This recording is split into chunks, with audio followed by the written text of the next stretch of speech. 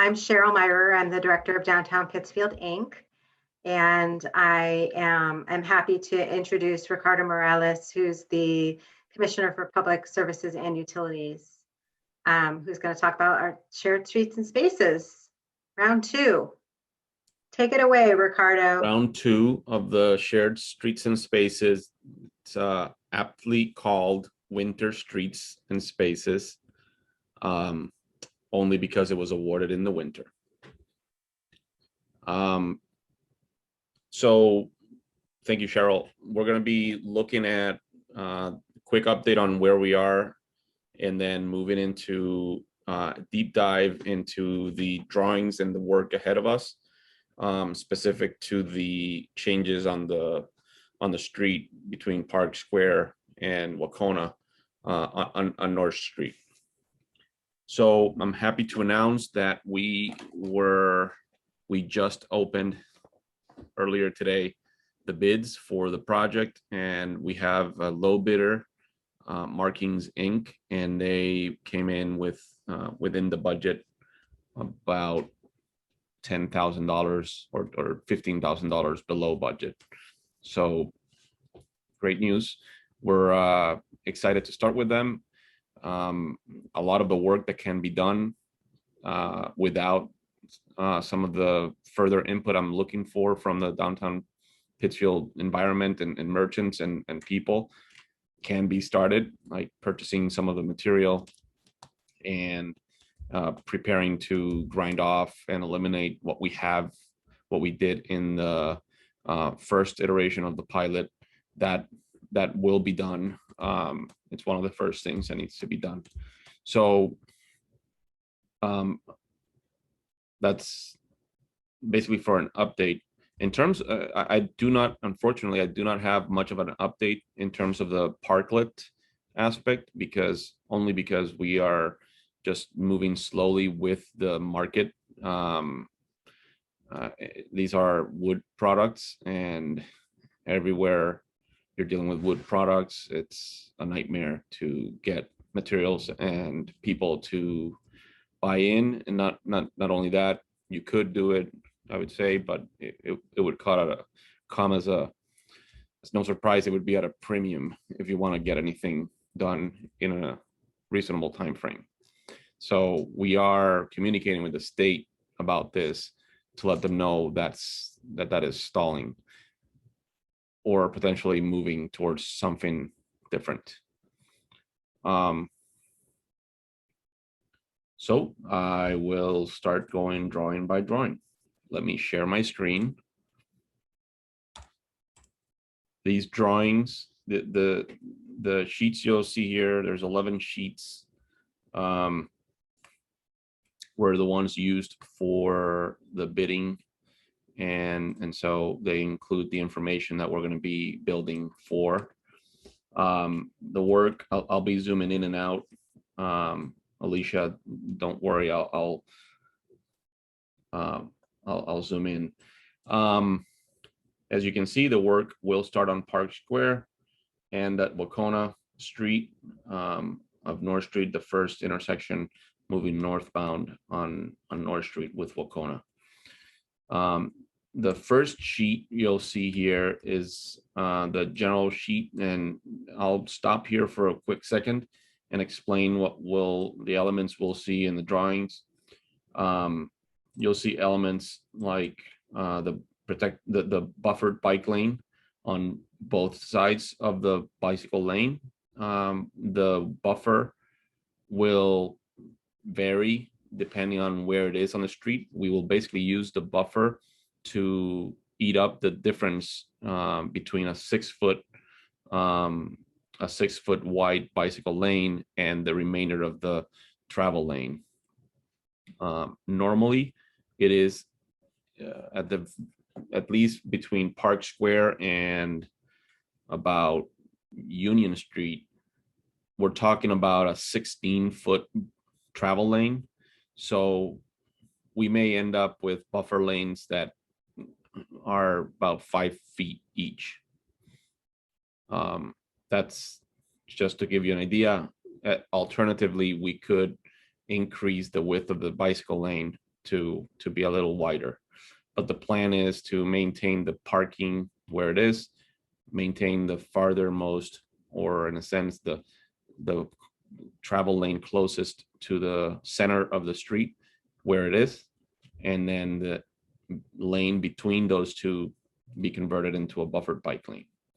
Wherever we don't have parking, we're only going to include a buffer on one side, and we will have flexible posts as depicted here, as many as possible, depending on the geometry. These are the flexible posts we're going to be installing in some locations. These are the posts without the bumpers. And we will be treating with some green paint at crossings, but not over the lengths of the bicycle lanes. We will not be doing bicycle boxes, as we were instructed by DOT that as a community, we have not applied to the exception with the Federal Highway Administration, which, since they mentioned that, we did apply, but are still waiting on the approval. Okay, moving into the first block, we're going to be moving from south to north on North Street, and you'll see one more color in all this, and that's what I've added onto as loading zones. These are not final. We can still play around with them and move them to other locations, but basically these are where we're going to do the PUDO. We're calling them the PUDO loading zones, pick up, drop off loading zones. And these are versatile in nature for deliveries, for food pickup, retail pickup, for passenger pickup or drop off. So that's what those are. Immediately here, you'll see the difference in the arrangement of the right-of-way, where we're staying true to our commitment to maintain the same level of treatment between Park Square and Wacona. And for that reason, we have applied the bicycle lane outside, not being protected by the parked vehicles. The parking lane remains next to the curb line, and then the travel lane next to the median. You'll see that is the application for the entire corridor, with some exceptions about how we treat the median depending on the location. The only thing we're going to be changing immediately over here in front of Hot Harry's, roughly, is going to be we're actually eliminating the buffers and only having one bicycle lane without the buffers, while maintaining the three legs of the intersection, the three lanes at that intersection approach.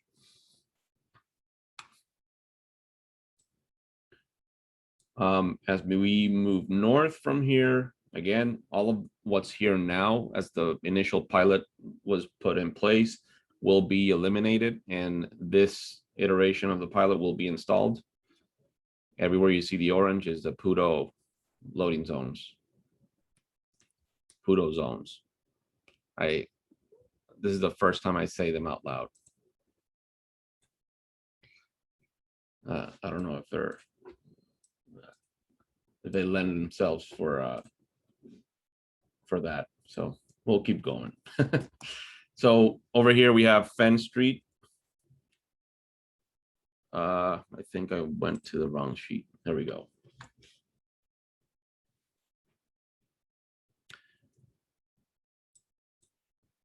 So over here we have Fenn Street and Depot intersection with North. Again, you see the same treatment. We're adding the zones. Maybe we call them that, orange zones. We're adding the orange zones on both sides of the corridor as much as possible for for the purposes we're identifying. And nothing much is changing here. As you can see, it's a straight shot from through the intersection. Nothing changes in terms of the alignment. Horizontal alignment stays the same. We're not moving anything. And then we go to the next sheet. Columbus, we are going to maintain the same alignment, not changing much. You can see the inner lanes nearest the center line of the street are remaining intact. Over here, we may be adding more loading zones depending on the level of activity on either side of the street, with what's happening with the buildings over here with Allegroni and over here with Paul Rich. At the moment, not much activity, but that will soon change, I'm sure. Next sheet over is the, let's see, we have north of Summer Street, we have the hotel with their loading zone. This is not going to change. It's not going to be, this loading zone is essentially staying for their use, but we're identifying it as a loading zone. And then we have this section here between Melville and Union. This is the first section where we are doing changes to the center section of the street nearest the center line. Right now we have, with some faded paint, we have a dual left turn lane. And we're going to refresh that and keep it in that way as it was installed in the fall.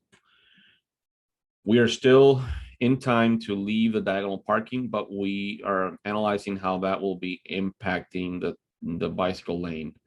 So the only reason I say that is because I have heard from the business owners around here some good feedback about the diagonal parking. They like it and they would like it to be to remain in place. I'm not sure that that's going to be the end result, but we'll see.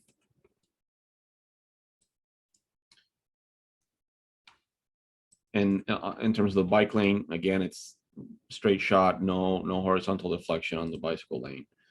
That's one thing that would be changing if we add, if we keep the diagonal parking.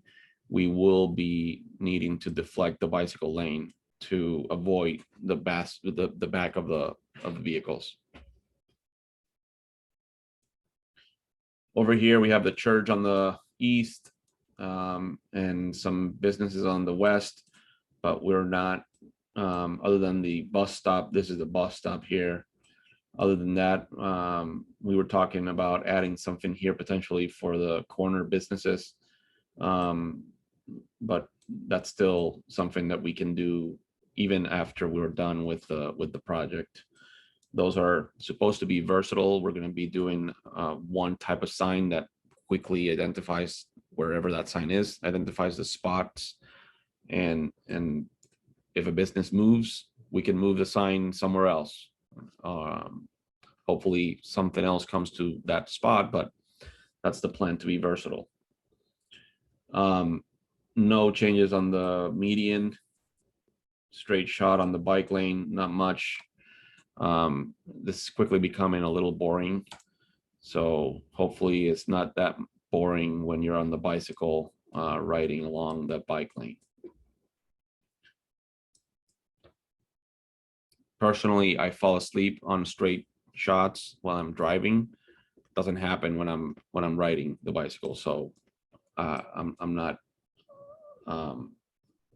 afraid of that.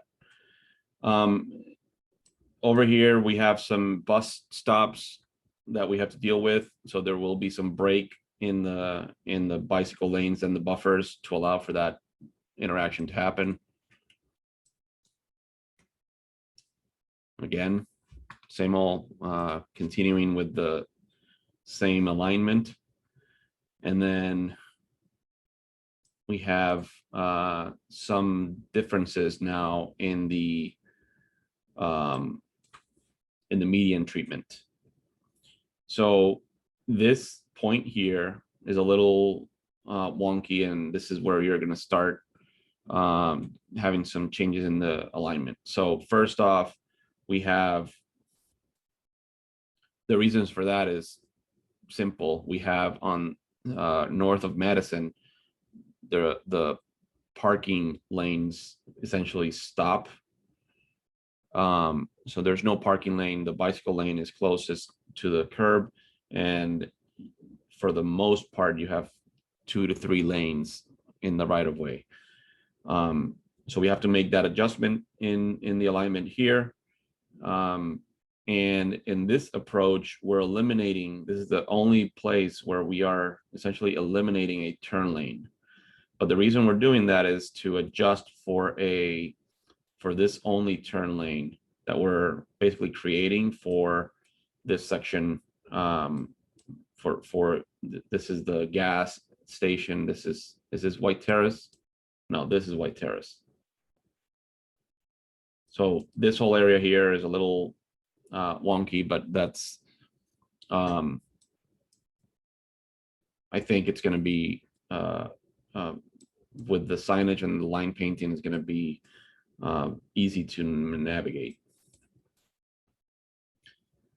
And then from here, we start a dual left turn lane treatment in the median, maintaining the buffered bike lanes with the flexible posts. This is where we have the dual turn lanes on the southern section of this sheet. And then we have some crossings here. What street is that? Orchard Street. And then we continue into some additional changes in the right-of-way as we approach Wacona. And that is it. We're essentially eliminating what we installed, most of what we installed on the Wacona intersection,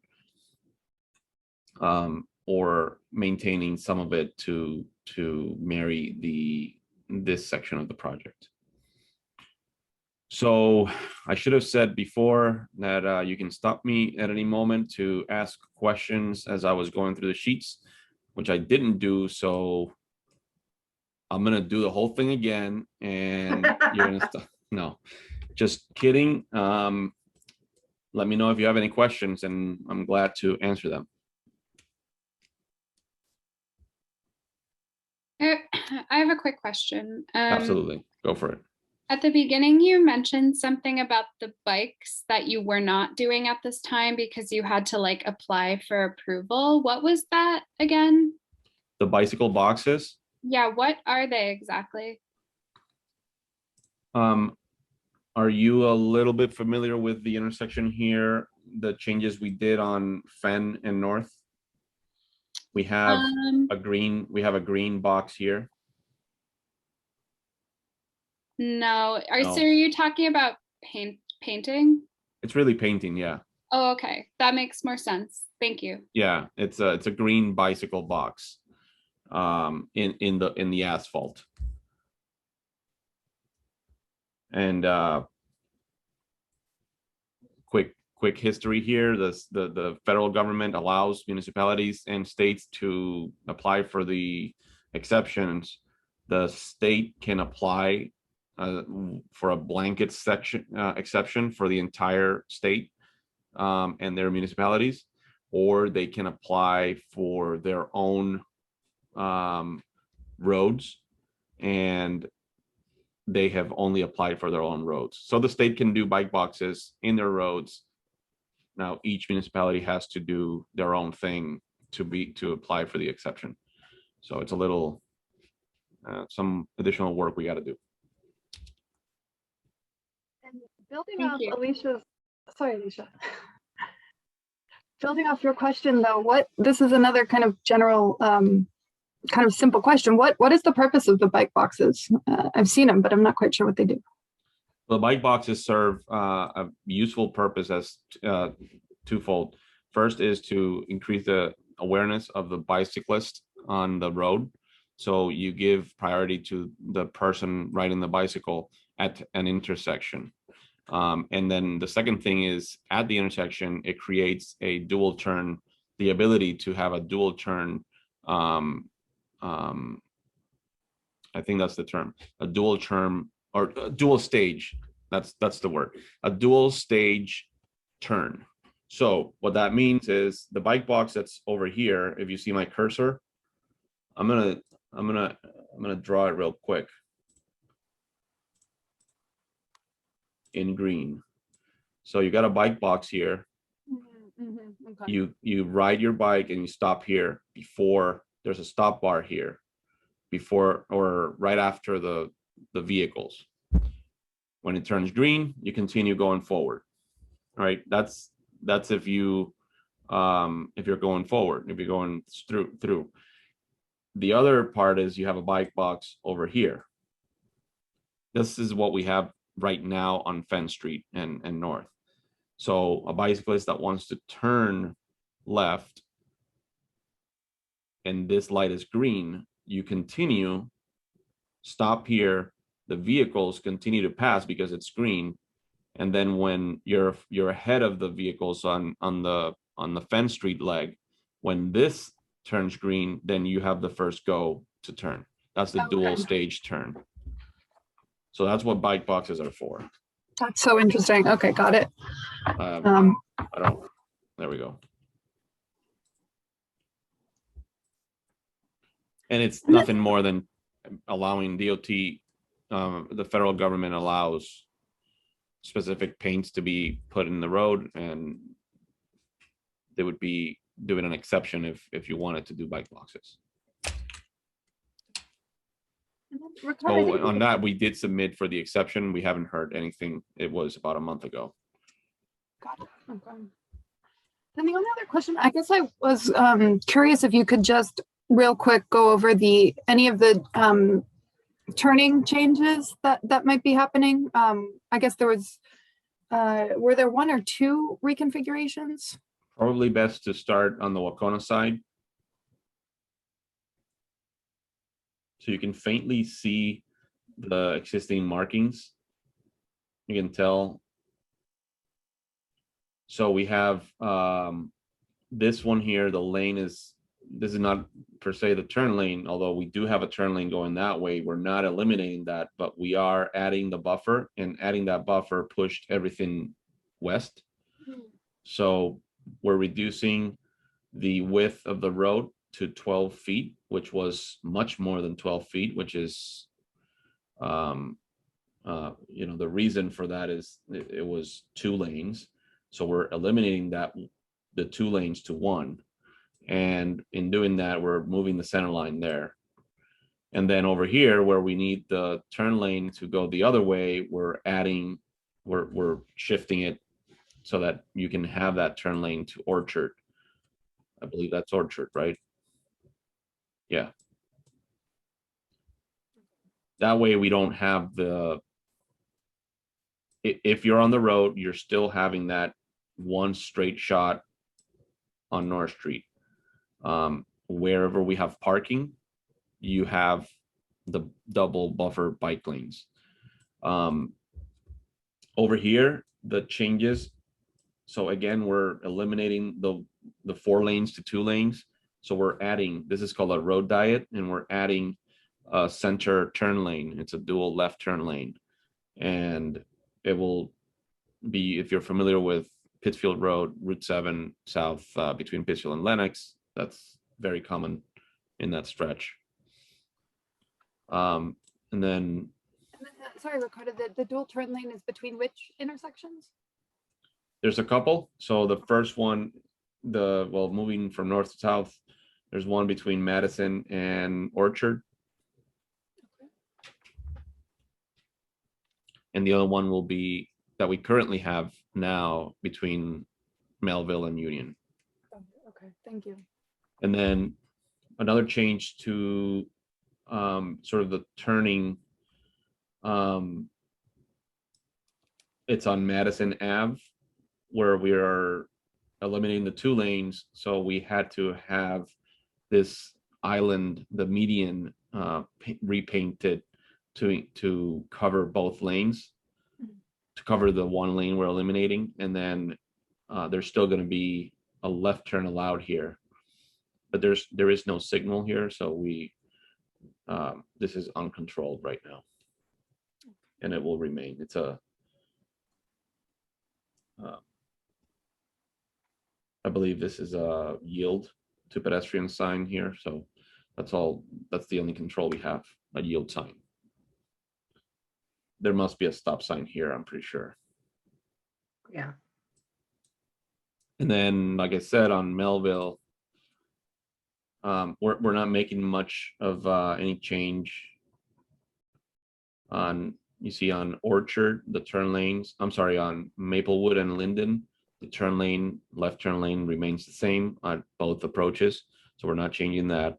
That was actually one of the points the DOT was adamant about. They did not want us to change any of the left turn lanes. Why is that? So where we could do it and needed to do, we explained why, and it was very minimal.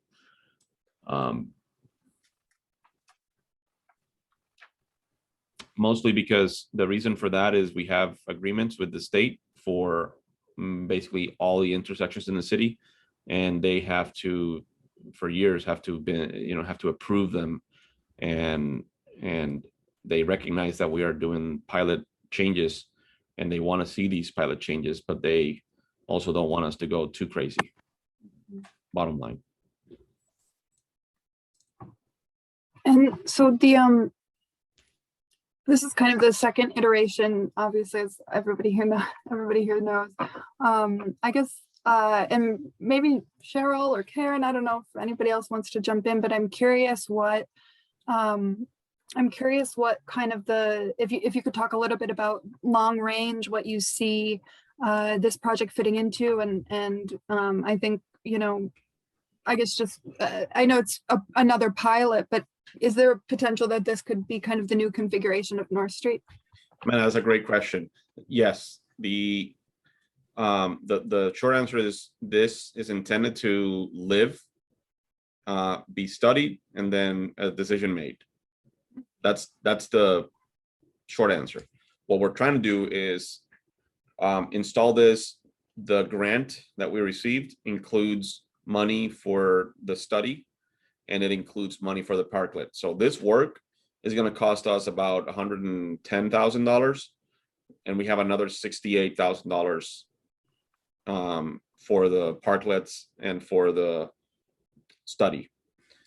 So my plan is to, after the study is in hand, while this is still in place, later in the year, towards the fall, late fall, we go out to the public, full public hearings, public meetings, and we take in questions from experience.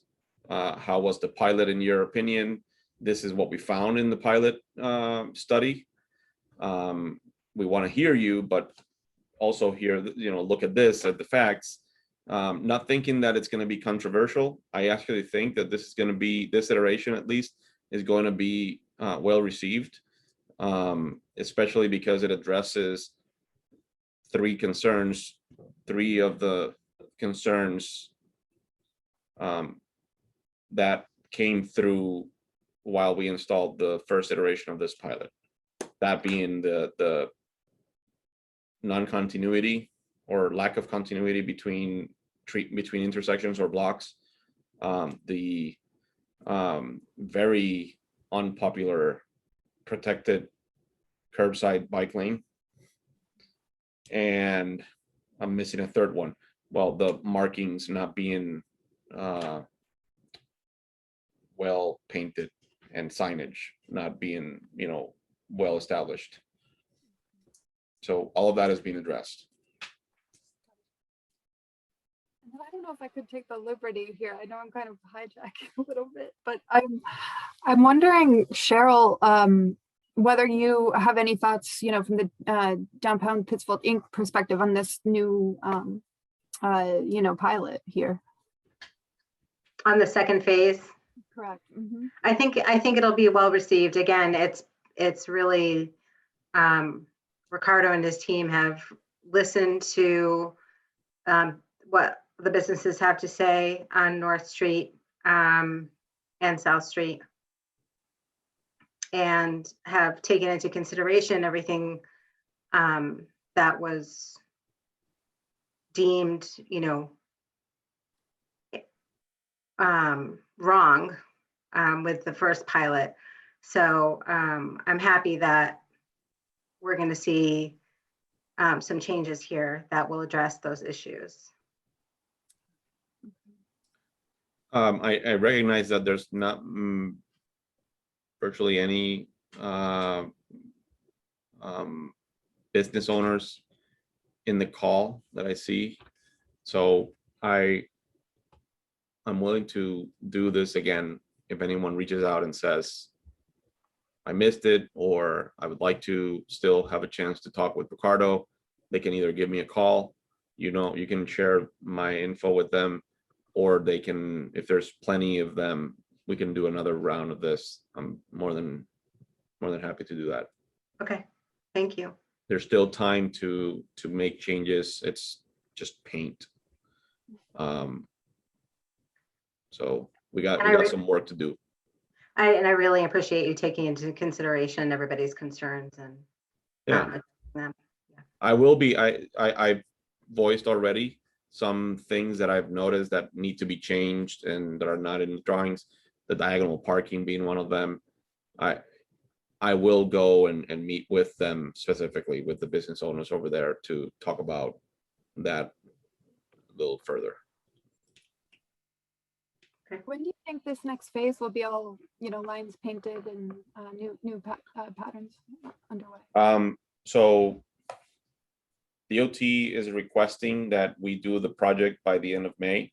That obviously won't be feasible, and we've already communicated to DOT and about our schedule, and they're just saying finish as soon as possible.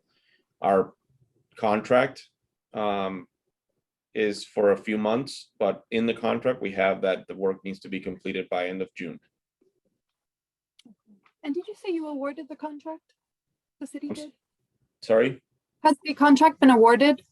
We just opened the bids this afternoon. Right, okay. So Yep. we will be awarding probably tomorrow. Thank you guys. I appreciate it. Today is Wednesday. I was thinking, so maybe by Friday we may be awarding.